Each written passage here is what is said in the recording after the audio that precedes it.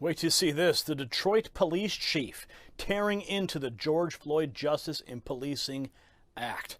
Before I get into this, if you are new to the Next News Network, allow me to welcome you and invite you to subscribe by tapping the red button down below. Just hit that notification bell when you do and double check that subscription status, would you? You know why.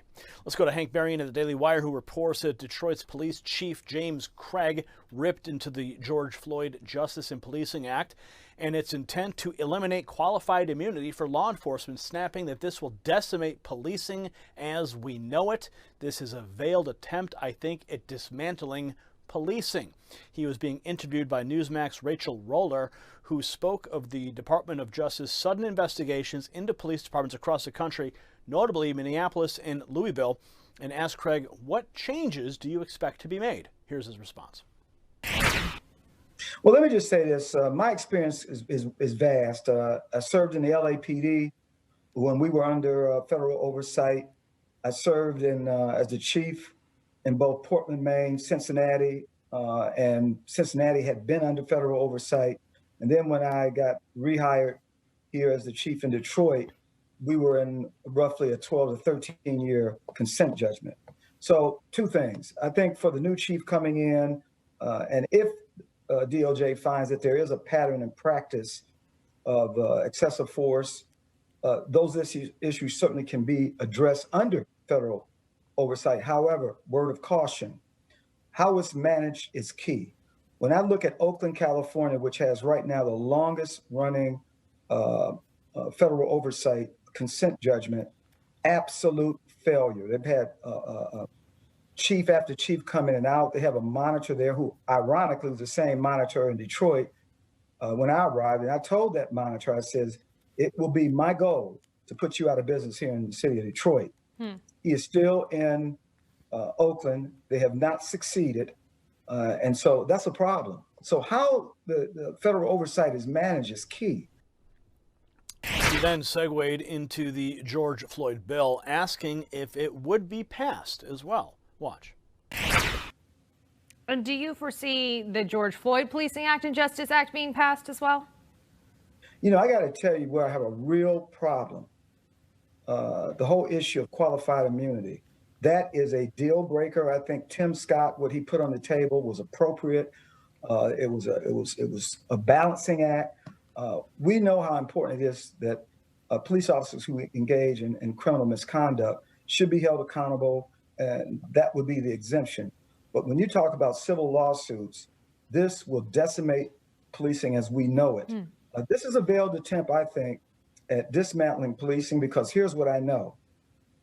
All the way from my seat down, who is going to want to serve in law enforcement when there's no protection? I've talked to my colleagues in other cities. Look at what's happening in New York right now. The retirements and resignation rates are skyrocketing. So this vocal minority is not speaking for people who live in vulnerable communities. That's what's the problem today with everything that's going on. They're voiceless. These folks want good, effective constitutional policing. And the vast majority of the men and women who serve each and every day do it right. And a profession shouldn't be painted with a broad brush. But if they remove qualified immunity, there's going to be a mass exodus, and policing will not look like it looks now. They're already trying to take traffic stops away. Right. No, and it's such an interesting... Knee-jerk reactions. So let's don't stop anybody anymore. The mayor of Brooklyn Center says, well, if they must stop someone, let's use police officers who are not armed. Yeah, there is no such thing as a routine traffic stop. According to Congress.gov, the George Floyd Justice in Policing Act facilitates federal enforcement of constitutional violations by state and local law enforcement.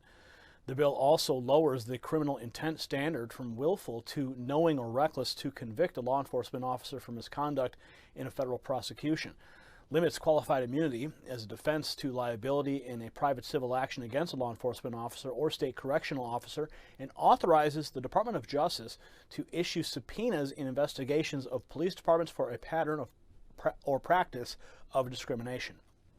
Comment below. We'll see you at the next report. For the Next News Network, I'm Gary Franchi. Thank you for watching that report. Let's continue the conversation about those Texas power outages. The CEO of Texas Power Grid has now been fired. This comes after millions of Texans were left without power and heat in deadly sub-freezing temperatures during February's blackouts.